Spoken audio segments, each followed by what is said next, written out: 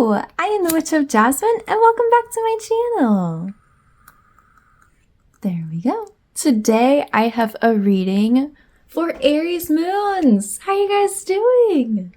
Sorry, my cats are playing that game where they can't decide if they want to be in the room or out of the room. But anyway, hi! I hope you guys are doing well.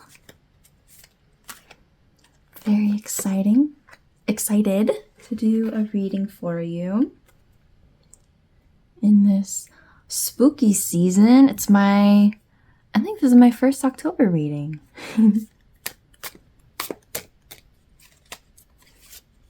So as I'm shuffling out these cards, I invite you to take some deep breaths,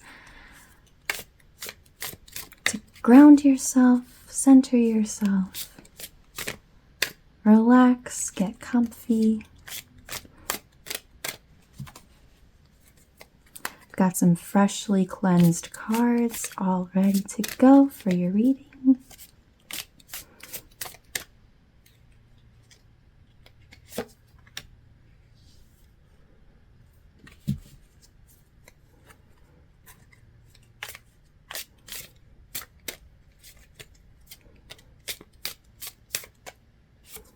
There we go.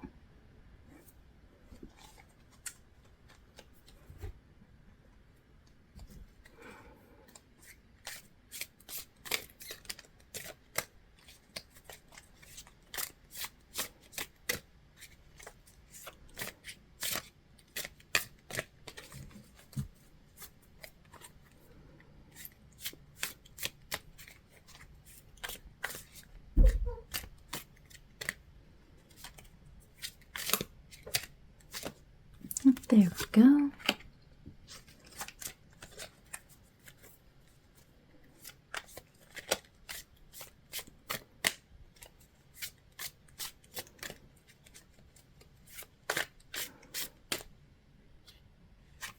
All right, these cards are definitely feeling very relaxed, so that's a good sign.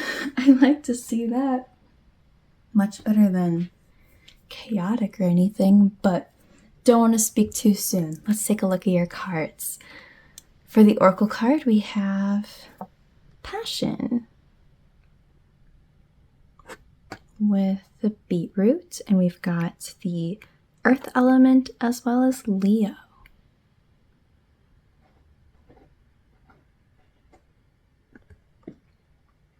Okay, if you're hearing noises in the background, it's just my cat Halen. All right, and for the tarot cards, we have Eight of Wands, Strength, Seven of Swords reversed, the Witch, Page of Athames reversed, and Ten of Pentacles. So for this reading, we have this Passion card here, and this card is all about the heart. You know, like your inner world, your shadow self, but more specifically in a very emotional way, your heart, right? So if you're new to my readings, this Oracle card represents the overall message, the overall vibe, the main takeaway from this reading. So the topic of this reading, the thing that it's about for you specifically, is something that's very close to your heart, right?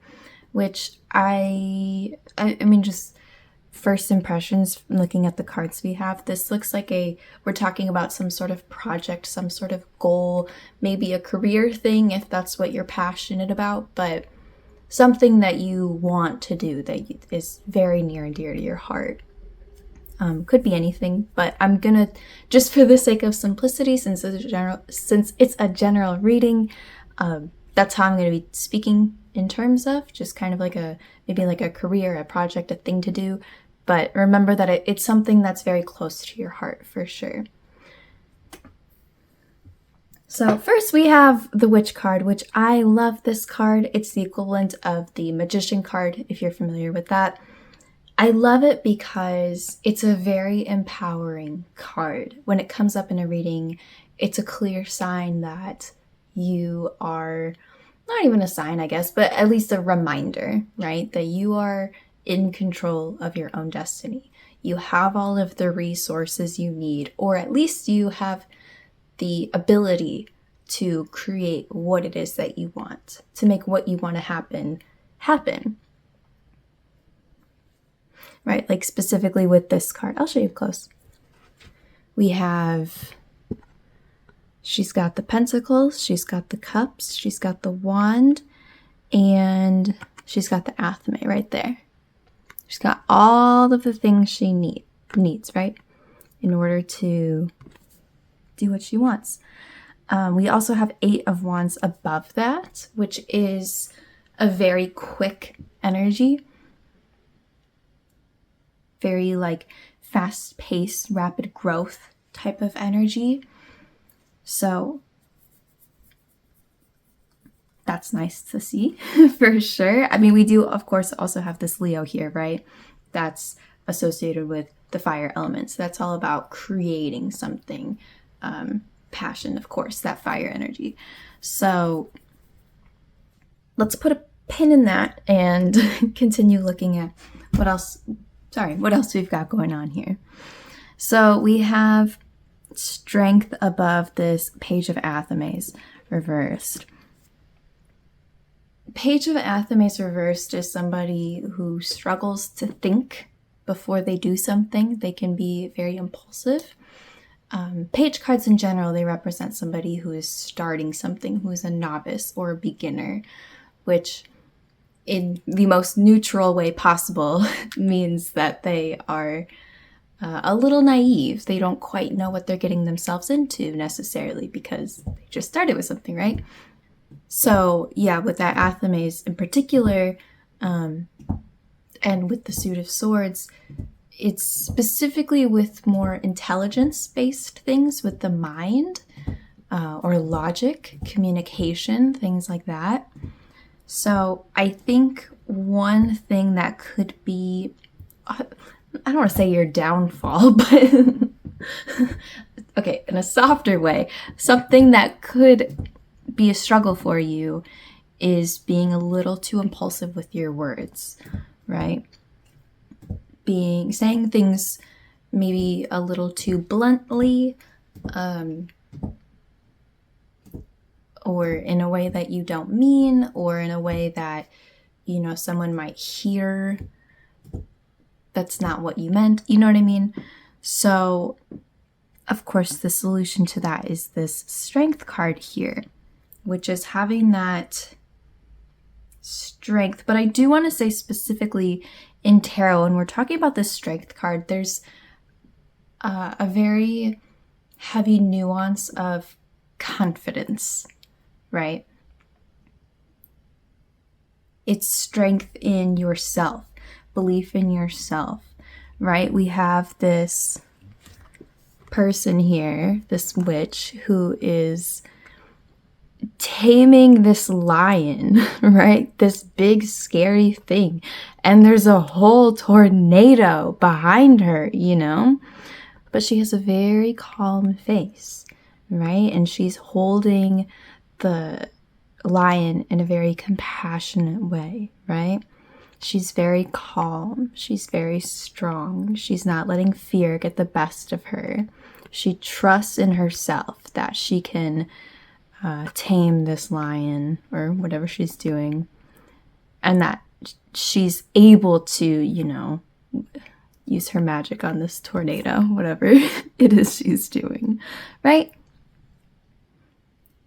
It's about feeling strong enough and confident in yourself to be able to keep going and doing those scary things, right? I heard something the other day. I'm sure it's a cliche, but it feels appropriate here. Courage isn't the absence of fear. It's the ability to face fear, right? So I think this can just come from, you know, a lack of self-confidence or something fear-based. So remember to stay strong through that. That's how you can overcome this. That's how you can prevent issues that happen from this. So the other thing here, we have 10 of Pentacles, which I love 10 of Pentacles. It is the happily ever after card. It's honestly, there's like no bad interpretation of this card. It's just such a lovely, happy, things are gonna work out, just relax kind of card, you know? So I always love to see it. We have the under 7 of Swords reverse though, which I also really like 7 of Swords reverse because it's about turning a new leaf. What this implies to me is that you might be really struggling to see a happily ever after. You may be feeling a little pessimistic or feeling like any sort of happily ever after is unrealistic, right? Which I think we all can feel that way sometimes, right? At least most of us.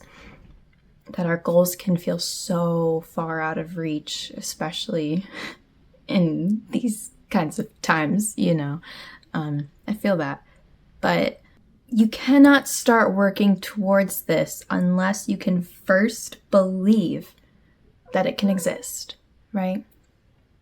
And I don't even necessarily mean this in like a, you know, like manifesty, like, oh, if you like believe it'll happen, then it'll happen. Like, I don't even necessarily mean it like that. I just mean it in like a,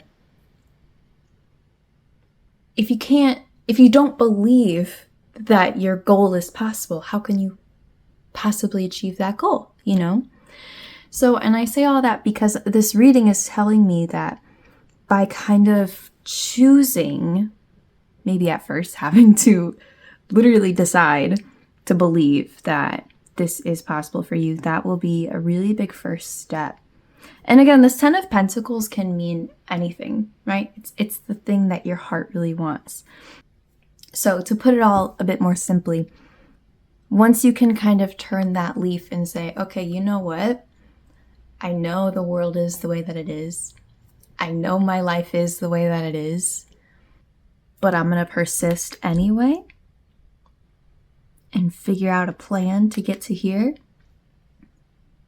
That's when you're really entering this witch energy, right? This magician energy of empowerment, right? That's the main word I associate with this card is empowerment.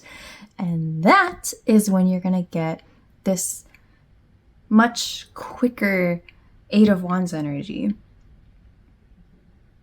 Which I'm just now realizing we got 2 tornadoes, don't we? How did I not see that before? I think that kind of adds to this though, right? Even in the face of this tornado, that's right there, right? The tornado of a world that we live in. You're not denying that it exists, right? You still need to be cautious of it and aware of it and stay, you know, grounded and realistic in that way. But it's choosing to stay calm and trust that you can do your best to get to your goals instead of just freaking out and being scared and giving up and feeling that pessimism, right? That's what this reading's about. Okay. I think that's pretty thorough. I think we covered all our bases here. But if you have any questions about this or if you'd like any part of this clarified, please let me know. You can leave a comment or you can just reach out to me, whichever you prefer. I'm wishing you lots and lots of luck, Aries moons.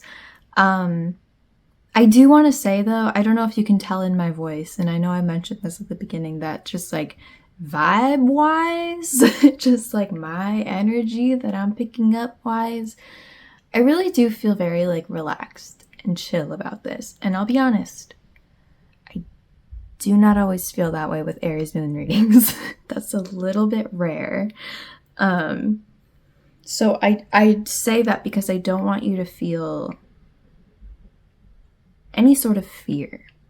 I think, in fact, the first step is to look at things in a more logical way and try to put that fear and anxiety to the side. But yes, Aries moons. I'm wishing you lots and lots of luck with this. I'm very excited to see our next reading next month. Hopefully I can get some updates on this, see how you're doing, but we'll see. Thank you so much for watching, and I'll see you again soon. Bye!